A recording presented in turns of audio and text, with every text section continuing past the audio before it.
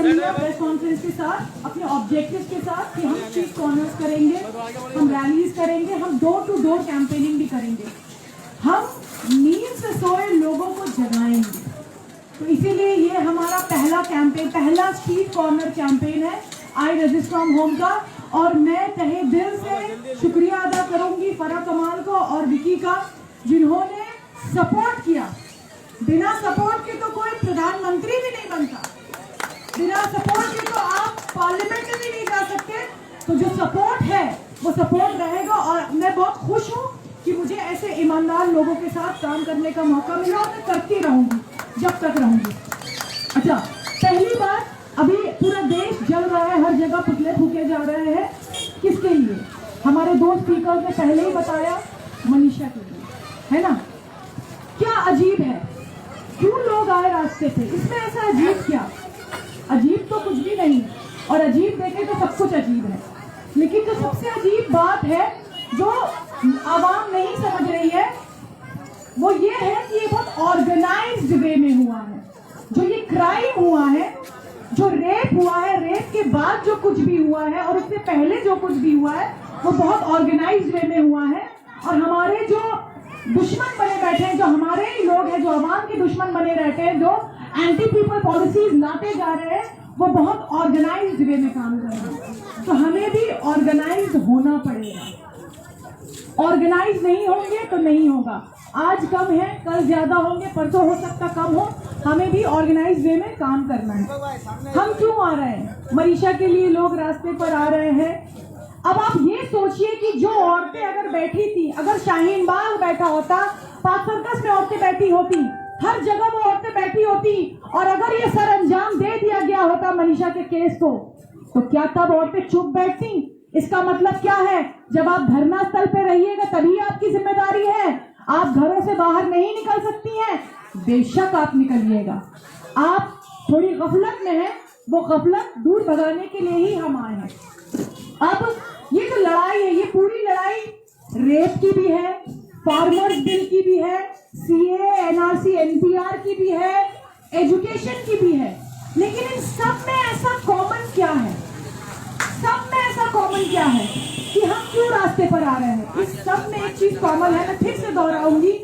CA की लड़ाई, किसान की लड़ाई, मजदूरों की लड़ाई, रेप जो हो रहा है उसके लिए लड़ाई, दलितों की लड़ाई, और जो सेक्शन ऑफ द कम्युनिटी के ऊपर वो लोग जुल्म करते हैं उसकी लड़ाई। ये सब लड़ाई में एक चीज आपको कॉमन मिलेगा। वो क्या मिलेगा?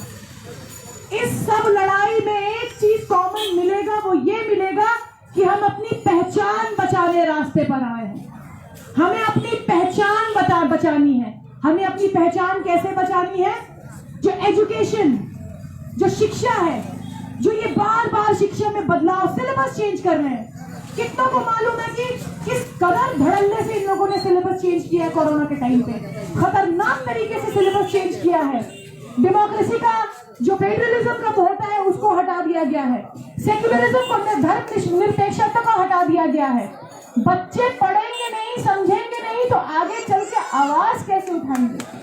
मूवमेंट को, मूवमेंट, पीपल मूवमेंट, ये जो जन आंदोलन है ना जो हम लोग कर रहे हैं, जन आंदोलन का एक सिलेबस है, उसको हटा दिया गया कि बच्चे जान ही नहीं पाएंगे कि आंदोलन क्या हुआ था, कैसे हुआ था।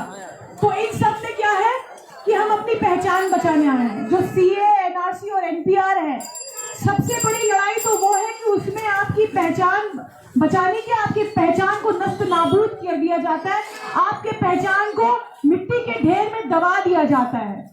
क्या मांगकर? कागज मांगकर आपकी पहचान को दबा दिया जाता है।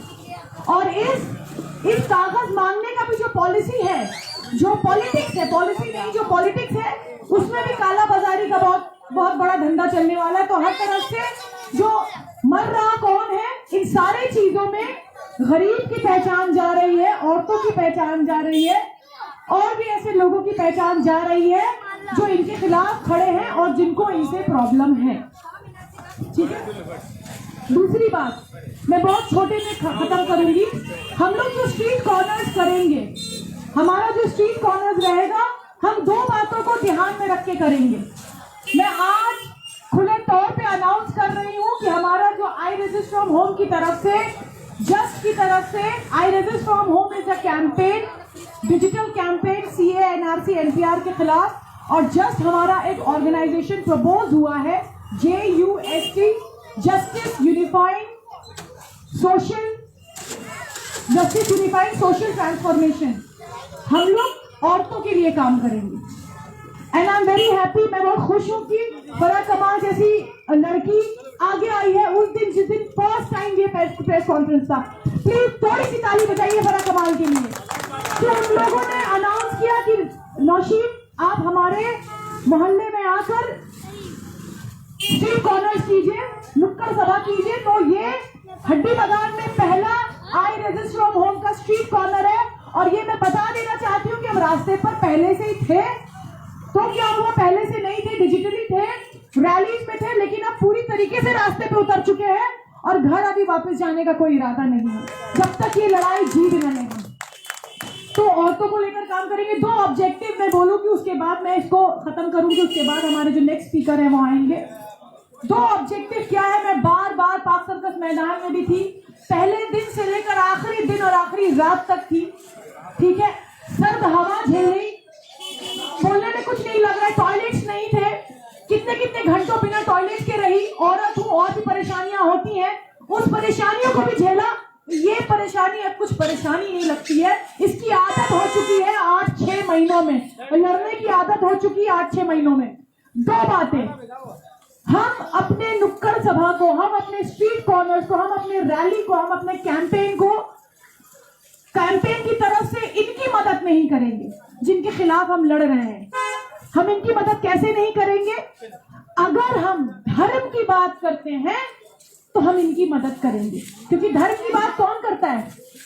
धर्म की बात यही सरकार करती है, धर्म के नाम पर अपनी रोटी यही सेकती है। तो हम धर्म की बात नहीं करेंगे। हम as a citizen of India, एक शहरी होने के नाते, एक हिंदुस्तानी सिटीजन होने के नाते अपनी पहचान बचाएंगे। हम धर्म की बात नहीं करेंगे। 2 नंबर बात, वो भी बहुत इंपॉर्टेंट बात, वो भी मैं गला फाड़ फाड़ के पाक सर्कस से जब आंदोलन शुरू हुआ उसके बाद से आज तक 200 दिन होने को, आज 193 थर्ड डे है, मैं आज भी वही बात बोलूंगी। जन आंदोलन में हर बैनर के लोग आ सकते हैं तिरंगे के नीचे, एवरीवन इज वेलकम, हर कोई आ सकता है, लेकिन इसको सियासी रंग, ये एक सियासी लड़ाई जरूर है, लेकिन जरूरी नहीं है कि हर सियासी लड़ाई का रंग कोई सियासी कलर से हो, कोई पॉलिटिकल पार्टी के बैनर से हो। ये तिरंगे की बैनर में लड़ा गया था, ये तिरंगे की बैनर में लड़ा जाएगा और हम अपनी जान लगा देंगे। लिटरली अगर मुझे ऐसे ही साथी मिलते रहे तो हम जान लगा देंगे।